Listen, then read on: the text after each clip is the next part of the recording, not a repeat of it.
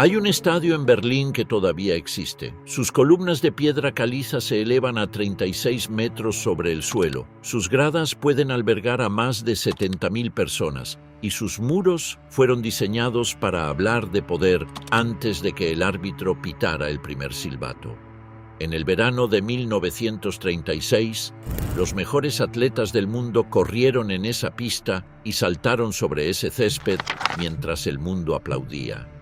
Pero ese mismo estadio, construido por orden directa de Adolf Hitler, también fue testigo de algo que a veces se olvida en los libros de historia: partidos de fútbol, muertos de hambre en los frentes, jugadores que cambiaron el balón por el fusil y nunca volvieron, clubes que desaparecieron de un decreto, una selección nacional que perdió frente a sus propios estados títeres, y un régimen que creyó durante 12 años que podía domesticar el juego más popular del planeta. El fútbol llevaba 2 décadas arraigado en Alemania cuando Hitler asumió la Cancillería en enero de 1933. Para entonces, el Deutscher Fußball-Bund contaba con cientos de miles de afiliados, y los estadios regionales se llenaban cada fin de semana. Pero el régimen que se instalaba en Berlín no iba a dejar que ese fenómeno siguiera su propio curso. Lo que vino después fue un experimento sin precedentes: convertir un deporte en un instrumento de doctrina, propaganda y control. Y como suele pasar con los experimentos que mezclan política con algo que la gente ama de verdad, las cosas no salieron según el plan. El 30 de enero de 1933, el mismo día en que Hitler juraba el cargo de Reichskanzler, el Deutscher Fußball-Bund atravesaba su propia crisis interna. Una crisis que tenía poco de política y mucho de dinero. Desde mediados de los años 20, los grandes clubes alemanes presionaban para que se legalizara el fútbol profesional.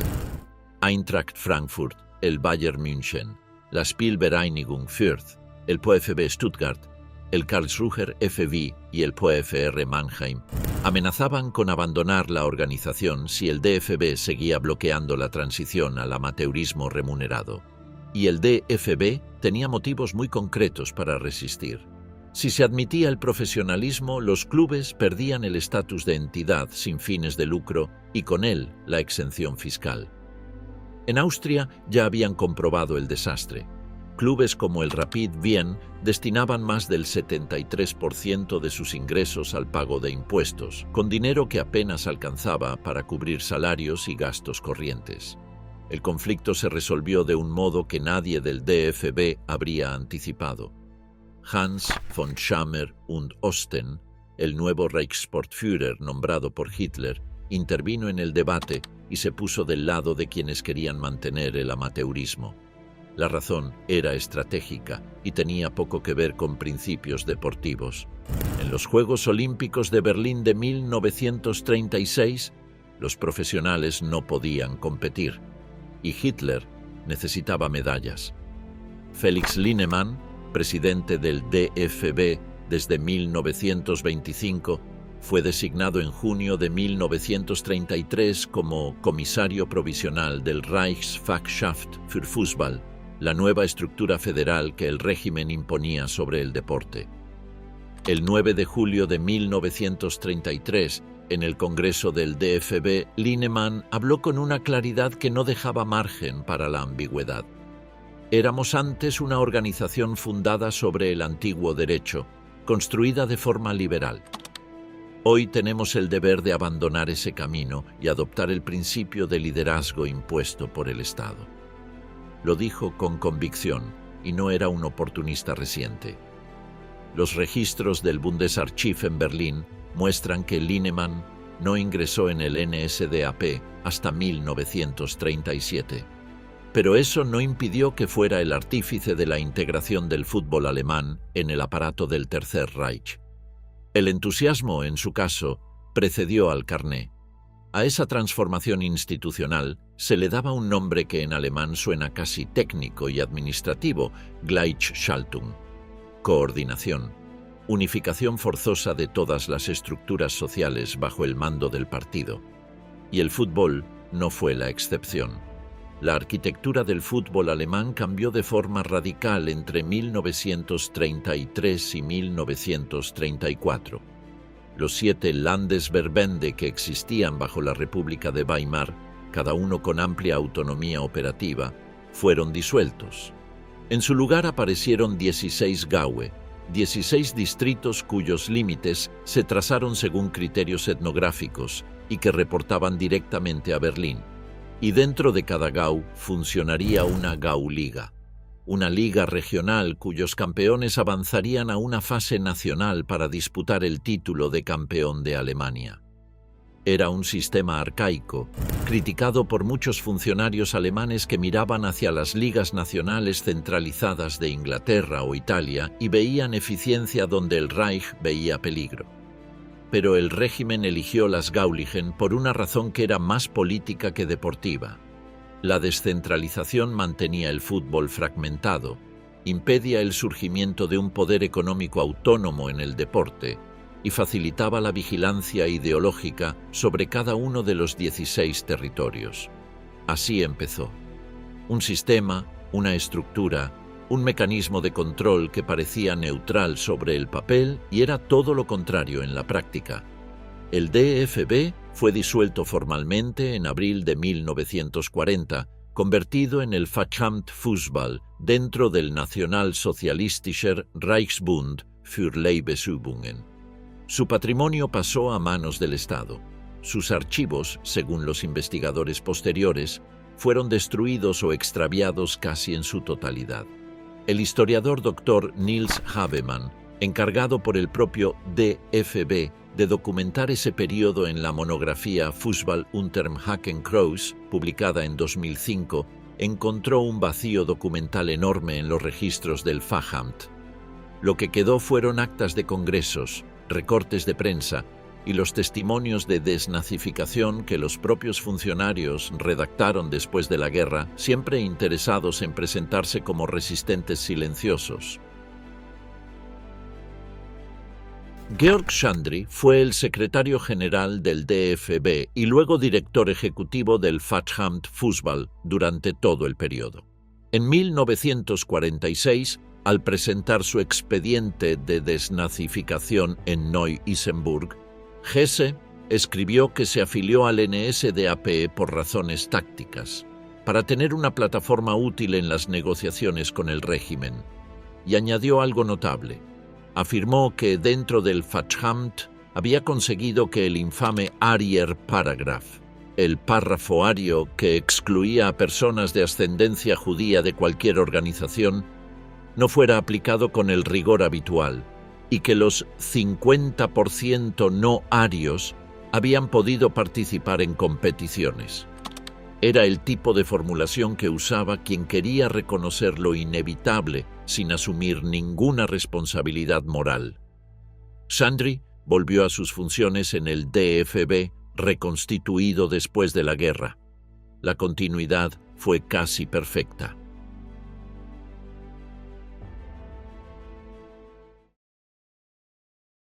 Antes de que Hitler llegara al poder, los judíos alemanes habían construido parte de los cimientos del fútbol en su país. Walter Bensemann nació en 1873, hijo de una familia de clase media alta de Berlín. Con 14 años fundó su primer club en Montreux, Suiza, donde cursaba estudios en un internado. A los 16, de vuelta en Alemania, impulsó la creación del Karlsruher FV. Fue él quien propuso el nombre Deutscher Fußball-Bund en la reunión fundacional de Leipzig en 1900, cuando tenía 27 años. En 1920 fundó el Kicker, la revista deportiva ilustrada que sigue existiendo hoy y que Bensemann dirigió y redactó como expresión de sus convicciones liberales y cosmopolitas. Gustav Rudolf Manning, también nacido en 1873 y también de familia judía, fue cofundador del Fútbol Club Freiburg en 1897 y participó en la reunión de Leipzig al año siguiente. Manning emigró a Estados Unidos en 1905, ejerció como médico y siguió vinculado al fútbol. En 1913 fue elegido presidente de la United States Football Association y en 1948 el primero en representar a Estados Unidos en el Comité Ejecutivo de la FIFA. En 1950, en Río de Janeiro, fue uno de los votantes que respaldaron la readmisión del DFB en el organismo mundial, pocas semanas antes del Mundial de Brasil. Dos judíos alemanes, en definitiva, construyeron el fútbol de su país en sus primeras décadas y luego ayudaron a rehabilitarlo después de la catástrofe que ese mismo país les infligió. La ruptura llegó de forma abrupta. El 30 de enero de 1933, todavía había judíos activos en clubes, en federaciones, en consejos directivos. El 10 de abril de ese mismo año, Julius Hirsch, 7 veces internacional con la selección alemana y campeón de Alemania con el Karlsruher FV, le escribió una carta a su club comunicando su intención de darse de baja. Había leído en el periódico que los principales clubes del sur de Alemania habían acordado expulsar a sus socios marxistas y judíos. Hirsch no esperó a que le notificaran nada. Se adelantó. En esa carta, Hirsch recordaba que llevaba en el KFV desde 1902, más de 30 años. Mencionaba sus 2 campeonatos nacionales, sus 4 títulos regionales, su participación en los Juegos Olímpicos de Estocolmo de 1912, donde también jugó Gottfried Fuchs. Fuchs, con 6 internacionalidades, había marcado 10 goles en un solo partido contra Rusia en 1912, un récord que ningún jugador alemán ha igualado hasta hoy. Hirsch también recordaba que uno de sus hermanos había muerto en la Primera Guerra Mundial. El Karlsruher FV respondió diciéndole que esperara, que todavía no habían llegado las directrices oficiales y que por tanto su solicitud de baja quedaba en suspenso. Unas semanas después llegaron las directrices. Hirsch tuvo que irse. La mecánica de exclusión que se aplicó en el fútbol alemán en 1933 fue descrita por el historiador Franz Josef Brüggemeier en la Bundeszentrale für politische Bildung como un proceso de marginación continua. El DFB y el Deutsche Sportbund emitieron una declaración conjunta afirmando que los miembros de la raza judía no eran apropiados para cargos de liderazgo en organizaciones y clubes. 2 instituciones nacionales, con una sola frase, delegaron la responsabilidad de las expulsiones en cada club individual. Y los clubes, uno por uno, cumplieron. Algunos incluso se adelantaron, como el Karlsruher FV, que expulsó a sus socios judíos antes de recibir instrucción formal alguna. Gottfried Fuchs logró emigrar en 1937. Martin Stock, otro jugador judío que había sido miembro y árbitro popular en la Altonaer Spielvereinigung de Hamburgo, fue deportado en 1941 al gueto de Minsk y sobrevivió, una rareza estadística que él mismo reconocería después de la guerra. Julius Hirsch no tuvo esa suerte. Durante la segunda mitad de los años 30, intentó trabajar como entrenador del Jüdischer Turnverein Karlsruhe 03, luego para un club francés en Alsacia, y durante un tiempo como contable en una empresa judía. En 1938 esa empresa fue arisada, confiscada por el Estado y entregada a propietarios arios.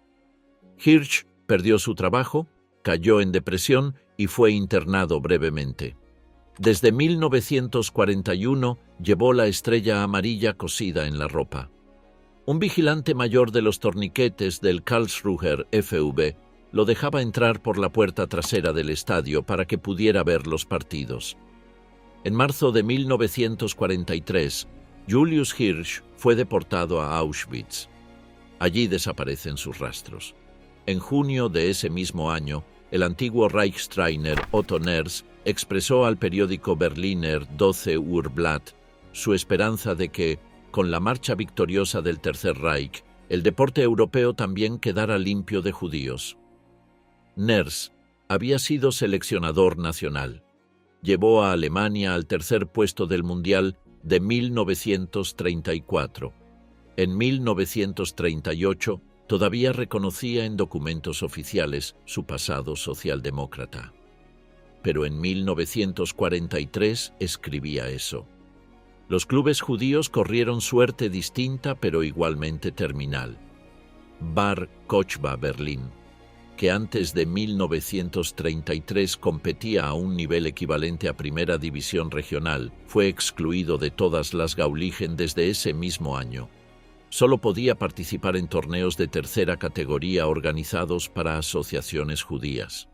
En Frankfurt, el Bar Kochba local tenía 650 miembros afiliados al movimiento sionista. El Sportverein Schild Frankfurt, fundado en 1925 por veteranos judíos de la Primera Guerra Mundial, abrió sus puertas en junio de 1933 a todos los deportistas judíos que habían sido expulsados de sus clubes. Y el Jüdischer Turnverein, más conservador religiosamente, recibió a los judíos ortodoxos que tampoco tenían ya lugar en el deporte alemán convencional. El KZ Theresienstadt, diseñado como campo modelo para engañar a inspectores internacionales, tuvo ligas de fútbol organizadas por los propios presos. Los guardias nazis permitían los partidos porque formaban parte de la fachada. En 1944, cuando una delegación del Comité Internacional de la Cruz Roja visitó el campo, los nazis incluso organizaron un partido bajo el nombre de Theodor Herzl, el fundador del sionismo político.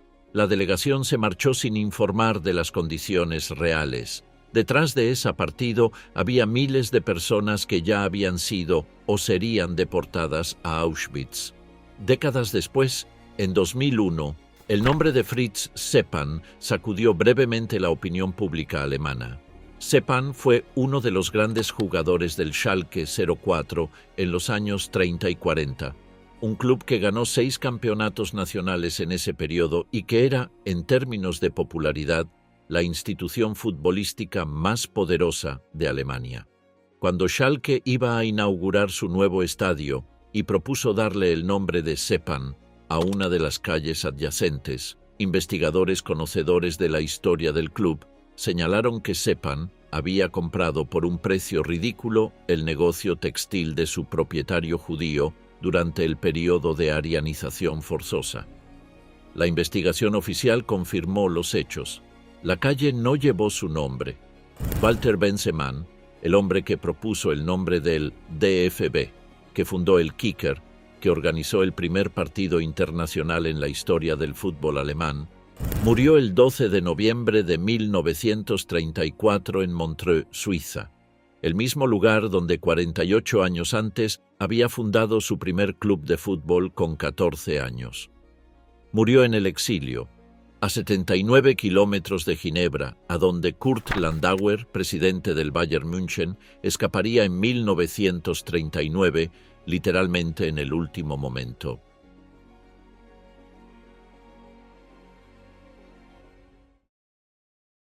Baviera nunca fue fácil de gobernar para Hitler. Eso no significa que resistiera. Resistencia organizada hubo muy poca en todas partes, pero la identidad bávara, su cultura regional, su catolicismo profundo, su orgullo de vieja entidad política independiente, crearon una fricción constante con los intentos de uniformización que el régimen imponía desde Berlín. El nacionalsocialismo disolvió Baviera como entidad política autónoma. Obligó a empresas históricas del Estado a mostrar la esvástica en sus logotipos. BMW, fundada en Múnich, tuvo que rediseñar su imagen pública. Y el FC Bayern München, el club que más representaba aquella identidad particular bávara y judía, se convirtió en un objetivo específico. El Bayern de 1932 era un equipo poderoso. Ese año ganó la Gauliga Bayern, su liga regional, y luego se proclamó campeón de Alemania por primera y única vez en ese periodo. Kurt Landauer, presidente del club desde 1913 con una breve interrupción, era judío. El entrenador, Richard Dombey, también. Una porción significativa de los socios y de la base de aficionados tenía vínculos con la comunidad judía de Múnich. El club ya era conocido, con desprecio, como el Judenclub. En 1933 todo eso se derrumbó. Landauer fue forzado a dimitir el 22 de marzo de 1933, apenas 7 semanas después de la toma del poder nazi. Dombey, el entrenador, también fue expulsado. Ambos abandonaron Alemania. Y sin sus figuras directivas, sin el apoyo de su base social judía ahora acosada, sin la protección de su identidad regional que el régimen trataba de borrar, el Bayern pasó de campeón nacional a no poder salir de su propia Gauliga. Pero la historia de Landauer y el Bayern tiene un episodio que merece detenerse. En mayo de 1939, el equipo completo del Bayern viajó a Ginebra para disputar un partido amistoso contra el FC Servette. Landauer vivía en esa ciudad en ese momento, exiliado. Los jugadores fueron a visitarlo, a un exilio, a visitar a un hombre al que el régimen que gobernaba su país había despojado de todo.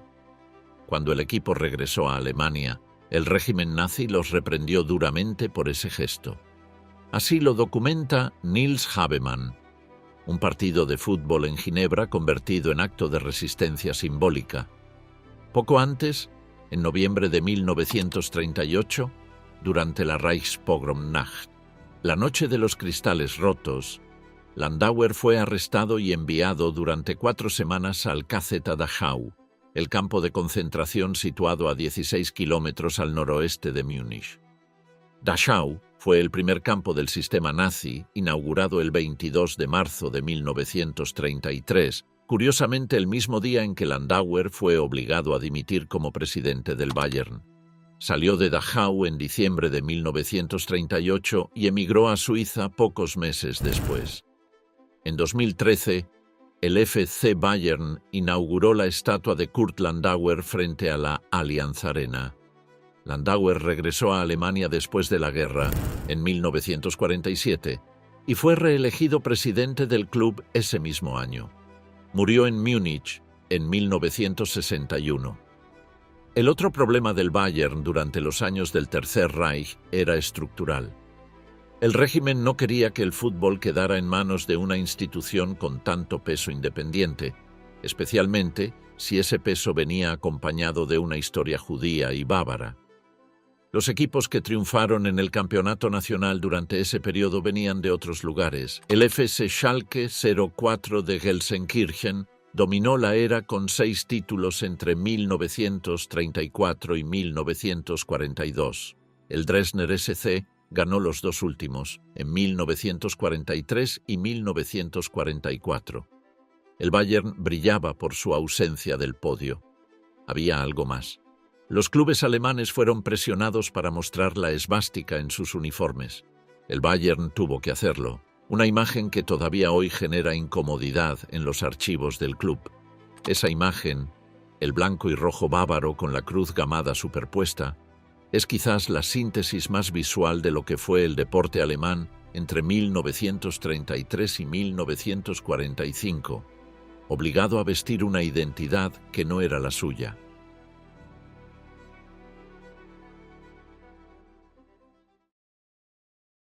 Hay que entender la mecánica del sistema para entender por qué el fútbol alemán de esos años fue lo que fue. Las 16 Gauligen funcionaban como ligas regionales independientes. Cada una coronaba a su campeón a lo largo de la temporada. Esos campeones avanzaban luego a una fase nacional con formato de eliminación directa que determinaba al campeón de Alemania. El sistema se puso en marcha en la temporada 1933-34 y funcionó con adaptaciones crecientes a medida que la guerra avanzaba, hasta 1944. A medida que el Reich se expandía hacia el este y el sur, el número de Gauligen creció. De las 16 originales pasaron a ser 31 en 1943 a 44, incorporando territorios como el Protectorado de Bohemia y Moravia, la Gauliga Wartheland en la Polonia ocupada y la Gauliga Ostmark, que englobaba los territorios austriacos tras el Anschluss. El debate interno sobre si ese modelo tenía sentido deportivo no era marginal. Funcionarios del propio régimen señalaban que era arcaico. Inglaterra tenía su Football League desde 1888 con un formato centralizado de ascenso y descenso. Italia tenía su Serie A. España había estrenado su liga en 1929. Alemania era la gran potencia económica e industrial de Europa Central, con una tradición futbolística de casi 4 décadas, y organizaba su fútbol de élite como si fuera una federación de federaciones regionales. Pero el régimen no quería que ninguna institución deportiva acumulara demasiado poder económico o social. Eso explicaba también por qué se bloqueó el fútbol profesional. Los grandes clubes con presupuestos profesionales habrían generado jerarquías de poder que el Estado no podía controlar fácilmente. Quien lo dijo con más claridad, aunque desde un ángulo distinto, fue Bruno Malitz, ideólogo deportivo del NSDAP y eventualmente Kreisleiter en Görlitz. En su texto programático Die Leibesübungen Internationalsozialistischen Idee, atacó al DFB por ser una fundación típicamente liberal, con una fuerte tendencia internacionalista que priorizaba las ganancias sobre los valores nacionales. Malitz se irritaba especialmente porque el DFB guardaba dinero en lugar de reinvertirlo en los clubes, organizaba partidos internacionales innecesarios y se beneficiaba de la exención fiscal sin contribuir al bienestar de los trabajadores del fútbol en la base. Esa tensión no se resolvió. Se archivó con la disolución formal del DFB y su absorción en el aparato del Estado. En 1935, el régimen añadió a las Gauligen una segunda competición nacional, la Chammerpokal, la Copa Alemana, que tomó su nombre de Hans von Chammer und Osten, el Reichssportführer, que la creó tomando como modelo la FA Cup inglesa. Von Chammer fue el máximo responsable deportivo del Reich desde julio de 1933 hasta su muerte por neumonía en Berlín, el 25 de marzo de 1943. En la primera edición de la Copa, disputada el 8 de diciembre de 1935 en el Rheinstadion de Düsseldorf, ante 60.000 espectadores bajo una nevada intensa, el 1 FC Nürnberg venció al Schalke 04 por 2-0. Aquella copa se jugó 9 veces entre 1935 y 1943. En la última edición, el 31 de agosto de 1943, en el Adolf Hitler Kampfbahn de Stuttgart, ante 45.000 espectadores, el First Viena venció al LSV Hamburg 3-2 en prórroga. Era otro club austriaco. Otro resultado incómodo para la narrativa de superioridad que el Reich intentaba sostener a través del fútbol. Mientras tanto, el Schalke 04 vivió en los años 30 su edad dorada.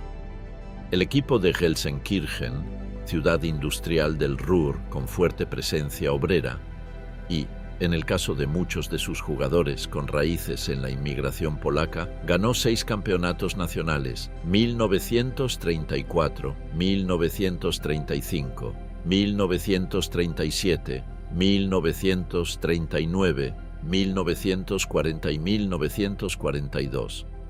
Entre 1933 y 1945, el Schalke disputó 189 partidos de Gauliga Westfalen. Ganó 162, empató 21, perdió solo 6, marcó 924 goles y encajó 145. Entre 1935 y 1939 no perdió un solo partido de liga regional. Llegó a 8 de las 11 finales nacionales disputadas en el periodo. El régimen lo presentaba como el ejemplo deportivo de la Nueva Alemania, un eufemismo que ignoraba convenientemente que sus 2 máximas estrellas, Fritz Seppan y Ernst Kusorra, descendían de familias de inmigrantes polacos. Seppan y Kusorra no solo eran cuñados. Seppan se casó con la hermana de Kusorra, sino también los artífices del sistema táctico que hizo famoso al club, el Schalker Kreisel, un juego de pases cortos y rápidos que deshacía la defensa rival con una circulación continua del balón, precursor de los rondos y de lo que décadas después se llamaría presión alta. Ese sistema fue desarrollado con la guía del técnico inglés Jimmy Hogan, quien también trabajó en Dresde, y representaba el tipo de modernidad táctica que las ligas más avanzadas de Europa ya practicaban. El Schalke lo perfeccionó hasta convertirlo en una máquina. La final de 1934, la primera que ganaron, la decidieron en el minuto 88 con el gol de Sepan y en el 90 con el de Cuzorra, remontando al Nürnberg en los instantes finales. Pero el campeonato alemán no fue una historia de dominio absoluto del Schalke. Hubo interferencias que el régimen no había previsto.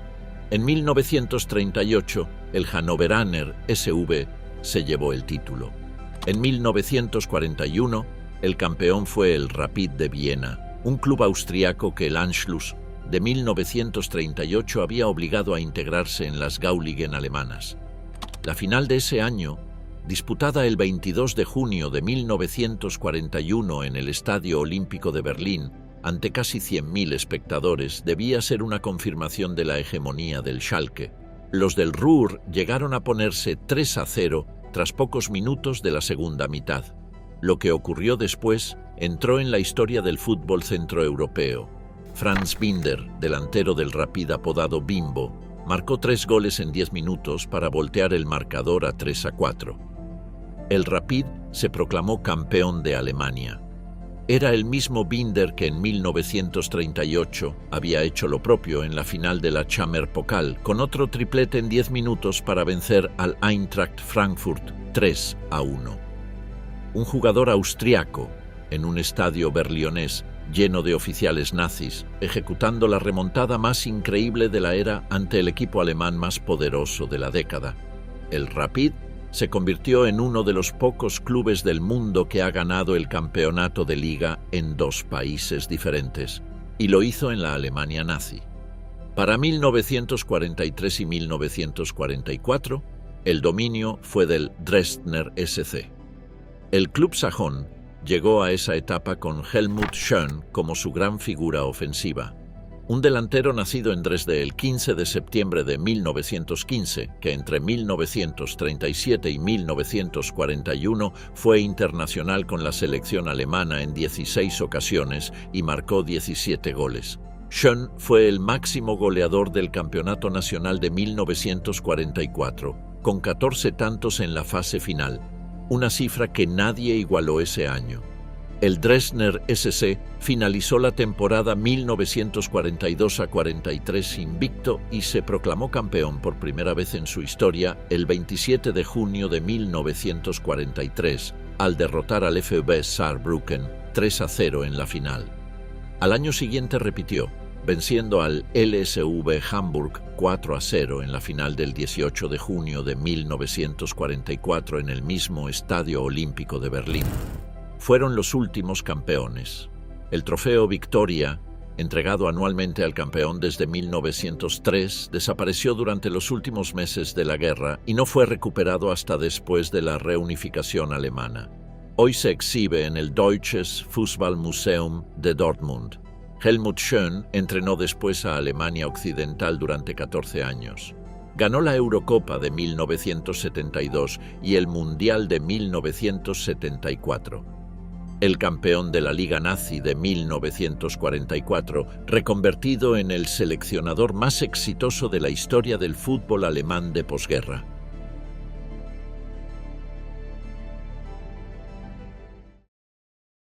El primer examen internacional del fútbol nazi llegó en Italia, en junio de 1934. Era un momento peculiar. Hitler había asumido el poder apenas 16 meses antes, y en el plano interno las purgas ya habían expulsado a Landauer del Bayern, a los jugadores judíos de sus clubes y a los funcionarios que no comulgaban con el nuevo orden. Pero hacia afuera, el régimen todavía estaba en fase de construcción de imagen. Los partidos internacionales eran, según el historiador Nils Habemann, herramientas de política exterior. El Reichssportführer, El Auswärtige Amt y el Ministerio de Propaganda consideraban los encuentros deportivos internacionales como un medio para atraer a países y regiones que eran valorados política, militar o geoestratégicamente hacia la esfera de influencia alemana. La selección alemana llegó a Italia con algo que demostrar, y durante un rato lo demostró. El 27 de mayo de 1934, Alemania venció a Bélgica por 5-2 en Florencia en su debut mundialista. El goleador principal fue Edmund Konen, que marcó 4 de los 5 goles alemanes. 4 días después, en Milán, Alemania eliminó a Suecia 2-1 en cuartos de final, con 2 goles del mismo Konen. En las semifinales, en Roma, el 3 de junio, el partido contra Checoslovaquia fue más complicado. Los checos eran favoritos, contaban con jugadores del tipo de Oldrich Nekedly, que terminó como máximo goleador del torneo con 5 goles, y superaron a Alemania 3-1. En el partido por el tercer puesto, el 7 de junio en Nápoles, Alemania venció a Austria 3-2 y se colgó el bronce. El tercer puesto fue presentado por el régimen como una señal de progreso. Había algo de cierto en esa lectura. La selección alemana de los años previos a 1933 había dado resultados mediocres. En 1931, solo una victoria en 7 partidos. En 1932, 3 victorias y 3 derrotas. El tercer lugar en Italia 1934 fue real, pero 1938 fue otra historia. El 12 de marzo de 1938, las tropas alemanas cruzaron la frontera austríaca. 2 días después, el Anschluss era oficial. Austria dejaba de existir como Estado independiente. Para los funcionarios del fútbol nazi, aquello era una oportunidad sin precedentes. La selección austríaca, el famoso Wunder Team, dirigido por Hugo Meisel, había sido durante años una de las mejores del mundo. Matthias Sindelar, el delantero centro del Austria Wien, conocido como el Mozart del fútbol, era el jugador más admirado de Europa Central. Si Alemania podía combinar a sus mejores jugadores con los mejores austriacos, el resultado teórico era una selección prácticamente imbatible. La realidad fue otra. Sindelar se negó a integrarse en la selección del Reich. El 3 de abril de 1938, apenas 3 semanas después del Anschluss, Austria disputó su último partido como selección independiente en Viena contra Hungría. Sindelar marcó 2 goles. Se dice que los marcó mirando al palco donde estaban los dirigentes nazis, aunque esto ha sido debatido por los historiadores. Lo que no se debate es que Sindelar falleció el 23 de enero de 1939 en circunstancias no completamente aclaradas, intoxicación por monóxido de carbono, y que nunca vistió la camiseta de la Großdeutschland, la selección del Gran Reich. Sin Sindelar y con una amalgama de jugadores que nunca llegaron a entenderse, la selección alemana austríaca marchó al Mundial de Francia en junio de 1938. El primer partido, frente a Suiza, terminó 1-1. Las reglas de la época obligaban a disputar un partido de desempate en lugar de penales. El 9 de junio de 1938, en París, Suiza ganó ese desempate 4-2. Alemania fue eliminada en primera ronda. Para una maquinaria propagandística que llevaba 5 años construyendo la imagen de una nación renacida, poderosa e invencible, aquella eliminación fue un golpe inesperado. El Reich lo encajó en silencio oficial. Luego organizó un partido amistoso de revancha contra Suiza en 1941 en tiempos de guerra. Los suizos volvieron a ganar.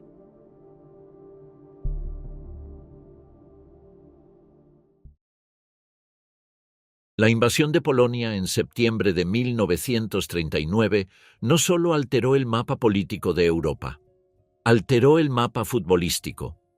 El modelo que el régimen aplicó en cada territorio ocupado seguía un patrón reconocible: disolver la Federación Nacional, reorganizar las ligas bajo control alemán, crear estructuras deportivas que sirvieran a los fines propagandísticos y de control social. Polonia fue el caso más brutal. El General Government, establecido por Hans Frank en octubre de 1939, convirtió el centro de Polonia en un territorio de administración directa alemana, donde el fútbol polaco quedó prohibido o severamente restringido. En ciudades como Cracovia y Varsovia surgieron clubes ligados a la administración de ocupación y a unidades militares específicas. Sus partidos eran para soldados y colonos alemanes, no para la población polaca. El caso más analizado históricamente fue el de Checoslovaquia, desmembrada en dos entidades distintas tras los acuerdos de Múnich de septiembre de 1938 y la posterior ocupación de Praga en marzo de 1939.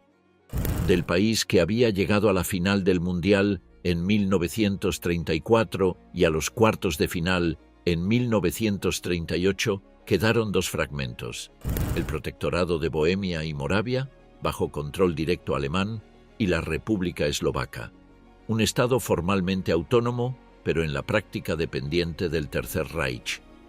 El Protectorado de Bohemia y Moravia tuvo una selección de fútbol que disputó exactamente 3 partidos amistosos en toda su existencia. Sus mejores jugadores vivían bajo supervisión estricta. El Reichssportführer gestionaba los calendarios.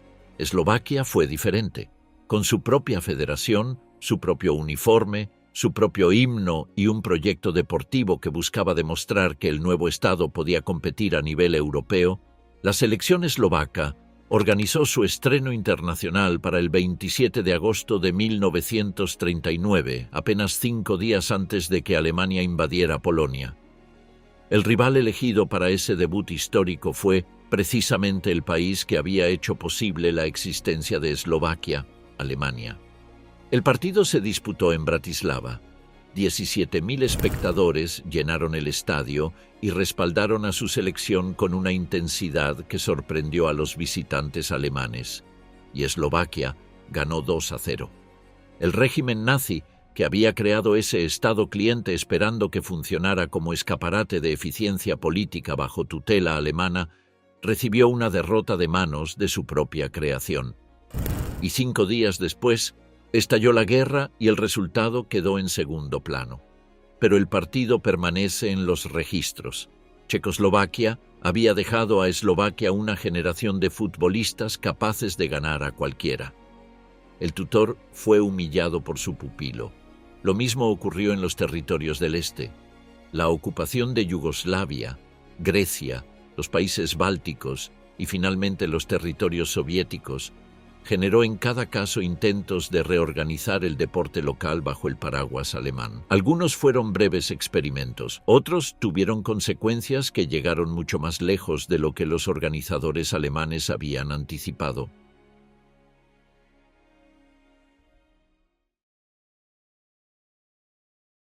Hay algo difícil de imaginar en la imagen de soldados jugando al fútbol durante pausas entre combates. Pero eso fue exactamente lo que ocurrió en múltiples frentes desde 1939 hasta los últimos meses de la guerra. El fútbol como herramienta de cohesión y gestión del estado mental de las tropas no fue una invención nazi. Los británicos lo habían practicado durante la Primera Guerra Mundial, incluyendo el célebre partido de Navidad de 1914, en el que alemanes y británicos dejaron de dispararse en tierra de nadie para jugar un partido improvisado. Pero el Tercer Reich lo sistematizó con una especificidad que ningún ejército anterior había alcanzado. Divisiones de la Wehrmacht, unidades de las SS y personal de apoyo organizaban encuentros amistosos durante los períodos de descanso entre operaciones. Algunas divisiones tenían sus propios equipos estables con identificación clara, uniformes diferenciados y registros de resultados. Se organizaban pequeños torneos entre unidades estacionadas en la misma región. El objetivo declarado era elevar la moral, fortalecer el compañerismo ofrecer un respiro psicológico antes de regresar al frente. Pero había algo más. Los equipos militares no solo existían en los frentes, también competían dentro del sistema oficial de ligas domésticas. En las tablas de los campeonatos alemanes de los años de guerra aparecen nombres que no habían existido antes de 1939. El LSV Hamburg, Luftwaffensportverein Hamburg, Club Deportivo de las Fuerzas Aéreas de Hamburgo, el MSV Brunn, Militärsportverein, Club Deportivo Militar de Brno, el HSV Grossborn, Heeressportverein, Club Deportivo del Ejército de Grossborn. Eran directamente equipos de soldados integrados en las Gauligen, compitiendo contra clubes civiles con una ventaja estructural obscena. Podían fichar a los mejores jugadores de cualquier club del Reich, simplemente destinándolos a sus unidades. Los clubes civiles lo vivieron como un escándalo permanente. Un jugador en activo con el Schalke podía aparecer en la siguiente jornada vistiendo la camiseta del LSV Hamburg si su unidad lo requería. El LSV Hamburg llegó a la final del Campeonato Nacional de 1944, donde fue goleado 4-0 por el Dresdner SC, y ese mismo año disputó también la final de la Chammerpokal, perdiendo 3-2 ante el First Vienna en prórroga. Un club que no existía antes de la guerra, que se nutrió de los mejores talentos disponibles por decreto militar, llegó a 2 finales nacionales en el mismo año. El fútbol en los territorios ocupados también dejó episodios que van más allá de los partidos militares entre alemanes. En Polonia, el Generalgouvernement, establecido por Hans Frank en octubre de 1939, convirtió el centro del país en un territorio administrado directamente por el Reich, donde el fútbol polaco quedó prohibido o severamente restringido. En Cracovia y Varsovia aparecieron clubes ligados a la administración de ocupación alemana. Sus estadios, los mismos donde antes habían jugado los clubes polacos, sirvieron ahora para que soldados y colonos alemanes tuvieran entretenimiento. La población polaca fue excluida como espectadora y desde luego como participante.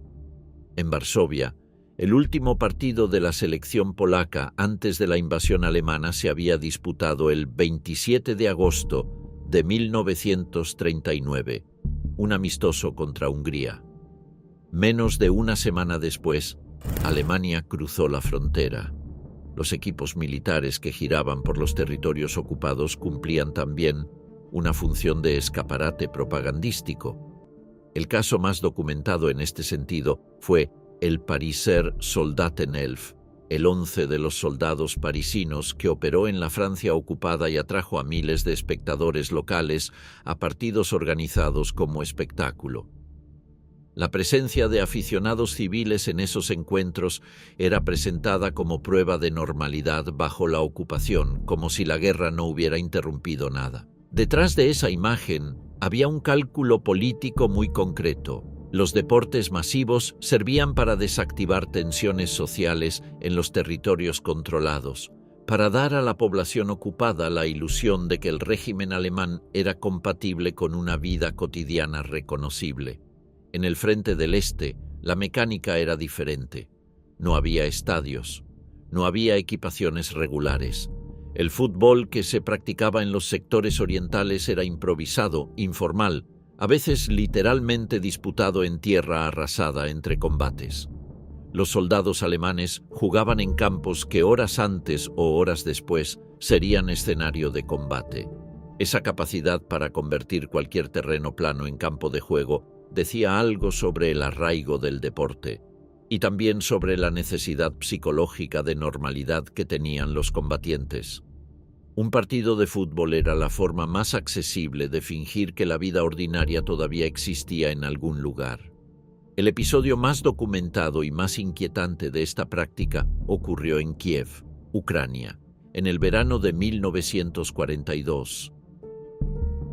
Ucrania había sido invadida en junio de 1941 dentro de la Operación Barbarroja. Kiev cayó en septiembre de ese año, con una de las mayores batallas de cerco de la historia. Más de 600.000 soldados soviéticos fueron capturados en las semanas siguientes. La ciudad quedó bajo administración directa del Reichskommissariat Ukraine, dirigido por Erich Koch, cuya política de ocupación era una de las más duras de todos los territorios controlados por el Reich. Koch cerró escuelas, universidades y organizaciones soviéticas, estableció trabajo obligatorio para todos los ciudadanos entre 15 y 60 años y deportó a decenas de miles a Alemania para trabajo forzado. La Liga Soviética quedó suspendida. Muchos jugadores del Dinamo de Kiev y del Lokomotiv de Kiev fueron movilizados al Ejército Rojo o cayeron prisioneros. Pero un grupo pequeño de exfutbolistas quedó libre. El dueño de la panadería estatal número 3 de la calle Degtiarevskaya en Kiev reconoció al portero Mykola Trusevich mendigando en las calles y lo contrató como barrendero. Luego fueron llegando otros: Josef Kordik, Mikhail Putistin, Nikolai Korotkik, Iván Kuzmenko, entre otros. 15 jugadores en total, exfutbolistas de alto nivel trabajando en una panadería mientras la ciudad era administrada por la Wehrmacht. El Reichskommissariat Ukraine tenía una política que llamaban pacificación mediante la normalización. Crear una apariencia de vida cotidiana que redujera las fricciones con la población ocupada y facilitara la extracción de recursos económicos. En ese marco se organizó en julio de 1942 una liga local en Kiev con equipos militares y uno ucraniano. Ahí nació el FC Start. Entre el 7 de julio y el 9 de agosto de 1942, el FC Start disputó 8 partidos, ganó los 8. Venció a RUK 7-2 en su debut, al Sport ucraniano por varios goles de diferencia, y luego a 3 equipos militares húngaros y a un club de la artillería alemana. La media de goles a favor en esa racha era superior a 6 por partido. Los hombres que jugaban con el estómago vacío, con botas que a veces no eran pares, ganaban al ejército que los ocupaba. Y eso tenía consecuencias. Las autoridades alemanas se pusieron nerviosas. El 6 de agosto de 1942 organizaron un primer partido entre el FC Start y el Flakelf, un equipo formado por pilotos y personal de élite de la Luftwaffe que giraba por los territorios ocupados disputando partidos de exhibición propagandística. El FC Start ganó 5-1. En esa tarde, según los testimonios recogidos posteriormente, los jugadores ucranianos rehusaron realizar el saludo nazi antes del partido y usaron en su lugar el saludo soviético habitual en competiciones deportivas. 3 días después, el 9 de agosto de 1942, se organizó la revancha en el estadio Zenit, donde el Dinamo de Kiev había jugado como local. El árbitro fue un oficial de las SS. Antes del partido, ese oficial visitó el vestuario del FC Start y les comunicó que debían saludar con el brazo en alto al comenzar. Los jugadores del Start se negaron de nuevo. El partido comenzó con un marcador predeterminado en la mente de los organizadores, pero no en los pies de los ucranianos.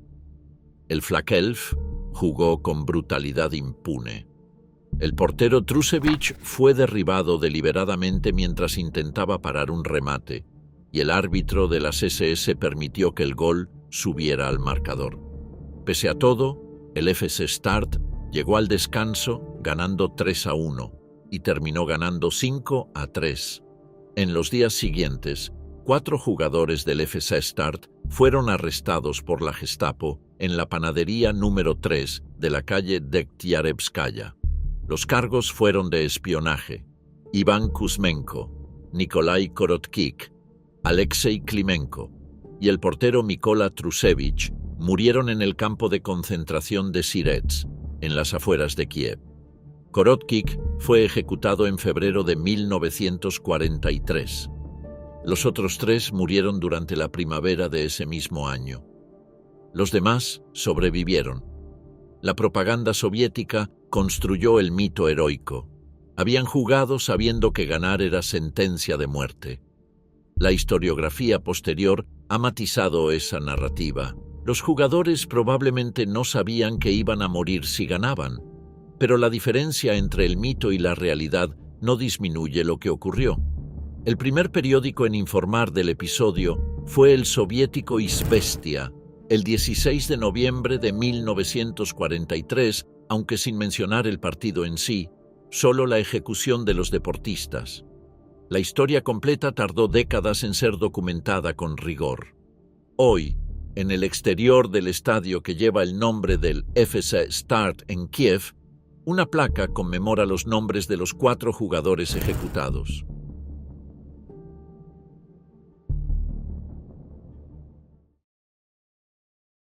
En 1936, el régimen nazi solicitó formalmente a la FIFA que el Mundial de 1942 se celebrara en Alemania. La solicitud tenía sentido desde la lógica nazi. Si los Juegos Olímpicos de Berlín habían sido un espectáculo de propaganda sin precedentes, una Copa del Mundo en suelo alemán sería aún más útil. Los estadios se estaban construyendo o ampliando a gran velocidad. El sistema de transporte ferroviario era eficiente, y el régimen sabía exactamente cómo convertir un evento deportivo en un ejercicio de legitimación internacional. Hitler había comprendido desde el principio el valor propagandístico del deporte masivo.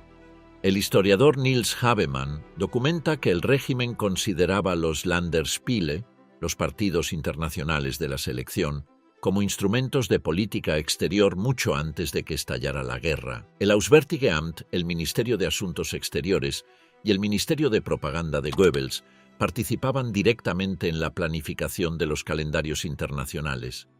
Cada rival, cada sede, cada resultado tenía implicaciones diplomáticas que iban más allá del fútbol. La guerra anuló esos planes. El Mundial de 1942 nunca se celebró. El de 1946 tampoco. La siguiente Copa del Mundo fue en Brasil, en 1950, 12 años después de la última edición en Francia. Solo en 2 ocasiones en toda la historia de la competición el torneo se ha interrumpido, y ambas fueron por la misma razón. Pero entre 1941 y 1942 hubo partidos que algunos historiadores y la prensa de la época llamaron, con ironía o admiración según el contexto, el Mundial Oficioso de 1942, una serie de encuentros amistosos en los que la selección alemana intentó demostrar que era la mejor del continente. El régimen tenía motivos para intentarlo. Tras la eliminación en primera ronda del Mundial de 1938 frente a Suiza, la imagen internacional del fútbol alemán necesitaba una reparación urgente.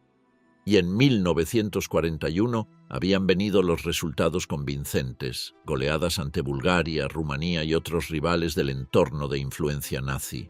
El primer capítulo de la historia de 1942 fue humillante. El 20 de abril de 1942, 53 cumpleaños de Adolf Hitler, el régimen organizó un partido de celebración. Alemania contra Suiza en el Estadio Olímpico de Berlín. Suiza se había mantenido neutral desde el primer día de la guerra y esa neutralidad incluía el fútbol. No había razón política ni diplomática para que los jugadores suizos cedieran un centímetro. Alemania perdió 2-1. El resultado enfureció al Führer. Según diversas fuentes de la época recogidas por historiadores posteriores, Hitler amenazó a los futbolistas con enviarlos al frente del Este si volvían a perder. La amenaza surtió efecto en el corto plazo. En los meses siguientes, la selección alemana acumuló victorias ante rivales del bloque nazi o de su órbita de influencia: 5-3 frente a Hungría, 3-0 ante Bulgaria, 7-0 contra Rumanía. Con esa racha recuperada, el régimen organizó lo que fue presentado en la prensa alemana como la gran final del fútbol europeo, un amistoso contra Suecia el 20 de septiembre de 1942 en el Estadio Olímpico de Berlín. Los organizadores lo vendieron como la final no oficial del Mundial de 1942, el partido que dilucidaría quién era el mejor equipo del continente. Suecia tenía motivos para ser considerada la mejor selección europea del momento. Había quedado cuarta en el Mundial de Francia de 1938. Siendo eliminada en semifinales, mantenía la neutralidad que le permitía conservar sus mejores jugadores activos, y en su plantilla de 1942 convivían jugadores que años después serían leyendas del continente. Gunnar Nordahl, que terminaría como máximo goleador histórico del AC Milan con 221 goles en la Serie A. Arne Nyberg, del IFK Göteborg, uno de los delanteros más temidos de Europa. Henry Karlsson y Malte Mortensen, el segundo formado también en el IFK Göteborg, un club que en esa era dominaba el fútbol escandinavo con autoridad. 98.000 espectadores llenaron el Estadio Olímpico de Berlín el 20 de septiembre de 1942. Era el mayor evento deportivo del año en Alemania, diseñado para demostrar que el Reich era invencible también en el terreno deportivo.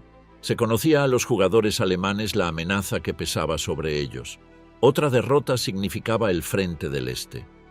Arne Nyberg marcó para Suecia en el minuto 7. Alemania revirtió el marcador en la primera parte con 2 goles.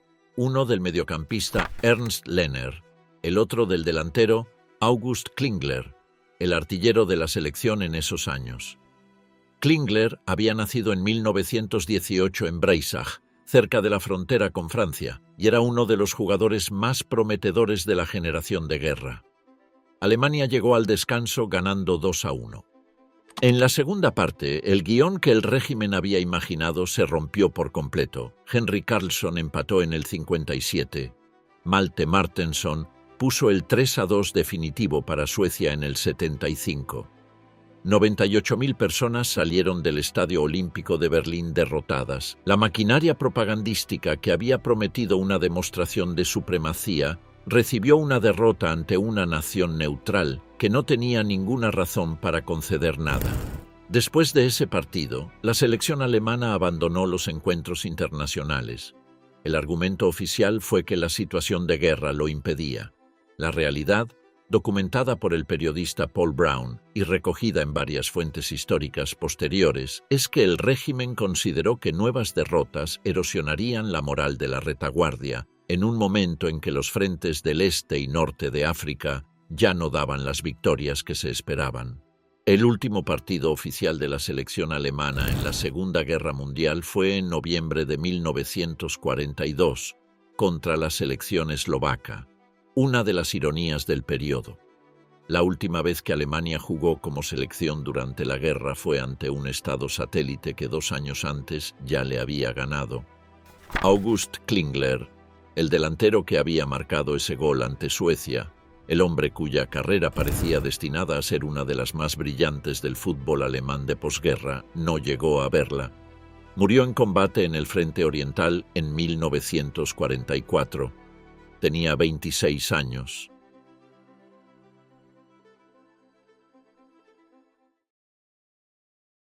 Mientras los aliados preparaban el mayor desembarco anfibio de la historia de la guerra, Alemania jugaba la final de su campeonato de fútbol. El 18 de junio de 1944, 12 días después del día D en las playas de Normandía, el Dresdner Sport Club se enfrentó al LS Kip Hamburg en el Estadio Olímpico de Berlín. 31 Gauligen habían coronado a sus respectivos campeones y los habían enviado a esta fase de eliminación directa. El Dresdner SC llegaba como defensor del título conquistado en 1943, cuando también había sido el mejor equipo del país. La plantilla de Dresde incluía a Helmut Schön, que fue el máximo goleador de la fase final con 14 goles. El LSV Hamburg, el equipo militar de la Luftwaffe, había llegado a la final después de eliminar a rivales con los que convivía ventaja institucional. Podía absorber jugadores de cualquier club del Reich por razones de servicio militar. Pero esa tarde no fue suficiente. El Dresdner SC goleó 4-0, y el trofeo Victoria, el mismo que se entregaba al campeón alemán desde 1903, fue levantado por última vez en la historia de la era nazi. A varios cientos de kilómetros de distancia, en la costa de Normandía y en los campos de Bretaña, los soldados alemanes combatían para contener un avance aliado que ya era imparable. La Operación Overlord había comenzado el 6 de junio con el desembarco de 156.000 soldados aliados en un frente de 80 kilómetros de costa. El Frente del Este tampoco descansaba. 3 días después de la final, el 21 de junio de 1944, la Unión Soviética lanzó la Operación Bagration sobre el grupo de ejércitos centro. En pocas semanas, los soviéticos destruyeron 28 divisiones alemanas, capturaron 300.000 prisioneros y avanzaron 600 kilómetros hacia el oeste. Fue la mayor derrota del ejército alemán en toda la guerra, mayor incluso que Stalingrado en términos de efectivos perdidos, y en Berlín 70.000 personas habían visto un partido de fútbol. Hay algo en esa imagen que resiste cualquier interpretación simple. ¿Eran aquellas personas indiferentes a lo que ocurría en los frentes? ¿O era precisamente porque sabían lo que ocurría que iban al estadio, buscando durante 90 minutos la ilusión de que la vida seguía siendo tolerable? Probablemente las dos cosas a la vez, en proporciones que variaban de persona a persona, de barrio en barrio, de familia en familia. El Ministerio de Propaganda de Goebbels había cultivado durante años esa capacidad para convivir con las noticias del frente sin procesar su significado real. Una combinación de eufemismos, omisiones y eventos culturales y deportivos diseñados para mantener al ciudadano ocupado con cosas que no fueran las cifras de bajas. Las Gauligen siguieron disputándose durante 1944 con una regularidad que asombra a quien la estudia. Los bombardeos aliados sobre las ciudades alemanas habían destruido o dañado varios estadios, pero los calendarios se adaptaban. El estadio de Hamburgo había quedado parcialmente dañado en los devastadores bombardeos de la Operación Gomorra del verano de 1943, que destruyeron el 45% de la ciudad e hicieron inservibles muchas instalaciones. Cuando una sede resultaba inutilizable, se buscaba otra. Cuando los jugadores habituales eran movilizados al frente, se buscaban sustitutos entre los soldados destinados temporalmente en las ciudades o entre los jóvenes que todavía no habían alcanzado la edad de reclutamiento.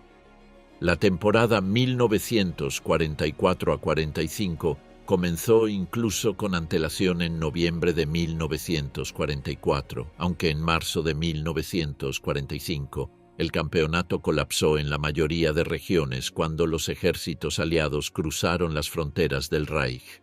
La historia del fútbol alemán en los años de guerra tiene también su cara humana más descarnada. Al Bayern München se le movilizaron 56 miembros durante el conflicto, no jugadores profesionales solamente, socios, empleados, personas del entorno del club que se contaban como parte de su comunidad. 56 de ellos murieron en combate. El propio Bayern, cuyo estadio en Múnich había sufrido daños por los bombardeos aliados sobre la ciudad durante 1944 y 1945, disputó sus últimos partidos del periodo en campos alternos o improvisados. El Borussia Dortmund también pagó un precio particular. En 1939, cuando estalló la guerra, el 80% de los jugadores del primer equipo eran soldados activos de las Sturmtruppen, las tropas de choque del Reich, y fueron movilizados de inmediato. El club prácticamente desapareció del mapa competitivo durante años. Los clubes que habían acumulado jugadores de origen judío antes de 1933 y que habían sido forzados a expulsarlos, tampoco recuperaron nada de lo que habían perdido. La purga ideológica había debilitado su base técnica, su estructura económica y su tejido social de forma permanente. El Bayern fue el caso más documentado, pero hubo decenas más a lo largo y ancho del país. A medida que 1944 avanzaba hacia 1945, la situación se volvió insostenible. Los equipos perdían jugadores más rápido de lo que podían reemplazarlos. Muchos clubes fusionaron sus plantillas con las de clubes rivales por pura necesidad de supervivencia deportiva. Las concentraciones de tropas en las ciudades y los bombardeos constantes hacían imposible mantener una logística regular de transporte y seguridad para los espectadores. El trofeo Victoria, entregado al Dresdner SC, en junio de 1944, desapareció en el caos de los últimos meses. Reapareció décadas después de la reunificación alemana, conservado en condiciones que los historiadores del DFB nunca han podido detallar completamente. El último partido de la era nazi del que hay registro fue el 22 de abril de 1945. Berlín estaba rodeada. Las tropas soviéticas habían cruzado el Oder el 16 de abril y avanzaban hacia el centro de la ciudad por múltiples flancos. Los combates en los suburbios orientales ya eran audibles desde el corazón de la capital. El búnker de la Cancillería, donde Hitler pasaba sus últimas horas dictando su testamento político y suicidándose 8 días después, quedaba a pocos kilómetros de donde, ese mismo 22 de abril, el Bayern München y el TSV 1860 München disputaron un partido amistoso. El Bayern ganó 3-2. Había árbitros, había jugadores en el campo, había, según las fuentes de la época, algunos espectadores. El sonido de la artillería soviética era perceptible en Múnich en esos días a través de la radio y los rumores que llegaban con los refugiados del este. Y 2 equipos de Múnich estaban jugando un partido de fútbol. Era la forma más persistente de negación que imaginar se puede. El deporte como escudo contra la realidad, sostenido hasta el último instante posible. Hitler se suicidó el 30 de abril de 1945. Alemania firmó la rendición incondicional el 8 de mayo. Todos los clubes alemanes fueron disueltos por la Directiva número 23 del Consejo de Control Aliado durante el proceso de desnazificación. Fueron reconstituidos poco después, pero bajo nuevas normas, sin los registros del periodo nazi en sus actas oficiales, como si el fútbol pudiera empezar de cero. No podía, desde luego. La historia no funciona así.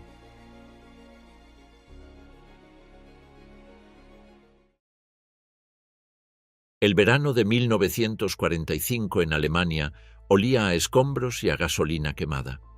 Las ciudades eran geometrías de ruinas. Los sistemas de transporte estaban rotos. La administración pública había desaparecido. Y el DFB, la organización que había gestionado el fútbol alemán durante 45 años antes de ser absorbida y liquidada por el Tercer Reich, no existía legalmente. Las potencias aliadas impusieron restricciones a la actividad de las organizaciones alemanas, incluidas las deportivas. Pero los alemanes empezaron a jugar fútbol antes de que ninguna autoridad se lo autorizara formalmente.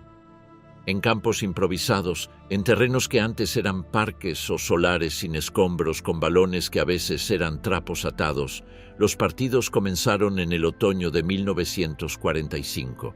El nuevo DFB se reconstituyó en Stuttgart en 1949. La composición de su primera junta directiva merece atención. Georg Schandry, el director ejecutivo del Verbandsverband Fußball durante toda la era nazi, retomó sus funciones. Karl Koppegel, el cronista oficial del DFB que había escrito sobre el periodo nazi sin mencionar ninguna de sus atrocidades, también volvió. Felix Linemann, el presidente que había diseñado la Gleichschaltung del fútbol alemán en 1933, había muerto, lo que libró al DFB de la necesidad de explicar su trayectoria. Martin Stock, el jugador judío que había sobrevivido al gueto de Minsk, estaba en esa primera junta directiva dirigiendo el comité de competición. Su presencia era la prueba de que algunas cosas habían cambiado. Pero su excepcionalidad era también la prueba de hasta qué punto la continuidad del personal era la norma.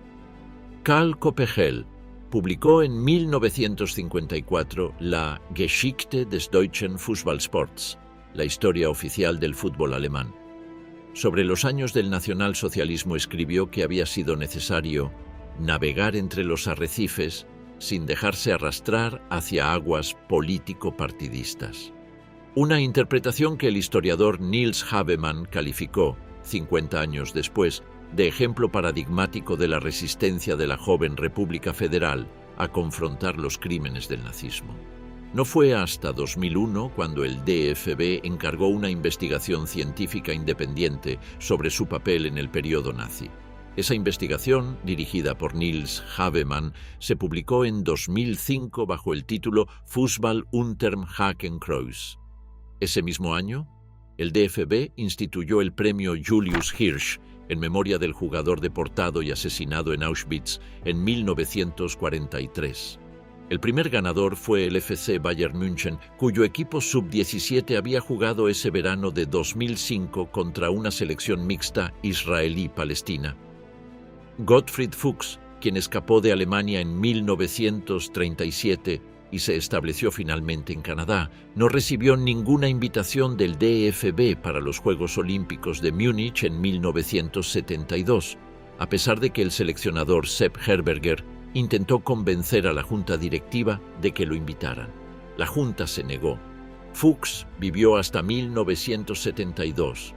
El récord que había establecido en 1912, 10 goles en un solo partido con la selección nacional, sigue sin ser igualado.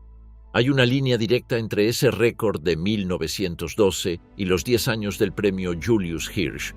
Y lo que recorre esa línea no es solo la historia del fútbol. Es la pregunta de cuánto tiempo tarda una institución en reconocer lo que hizo y lo que dejó de hacer cuando creyó que nadie la estaba mirando. El historiador Dr. Pascal Tries, del Institut für Zeitgeschichte München-Berlin, trabaja actualmente en un proyecto encargado por la DFB Kulturstiftung para documentar en detalle el papel de los funcionarios del DFB durante y después del periodo nazi. El trabajo está en curso. Todavía quedan preguntas sin respuesta.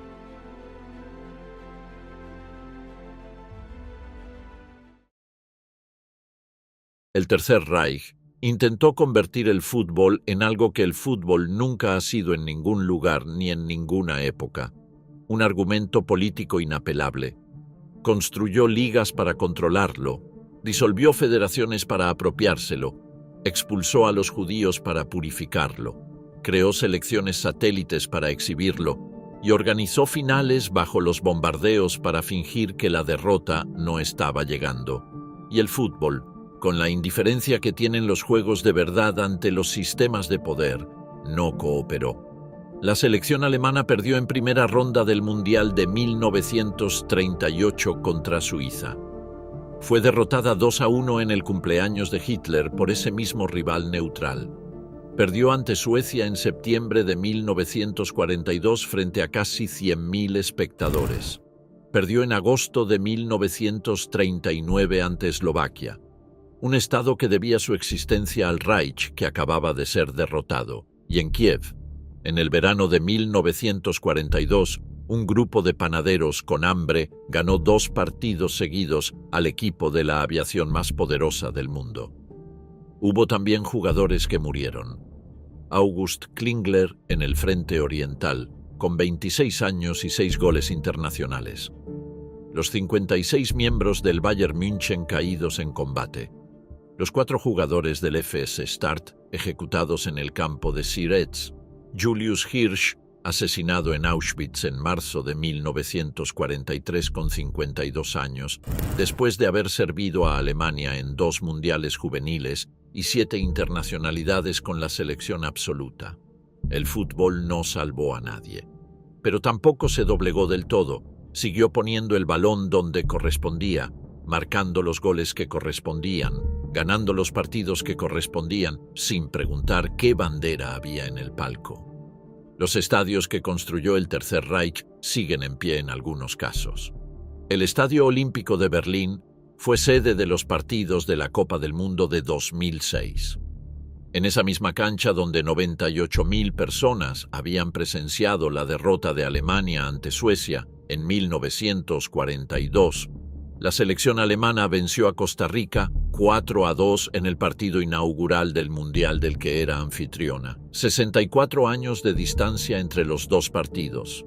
El mismo césped, otra época, otro país.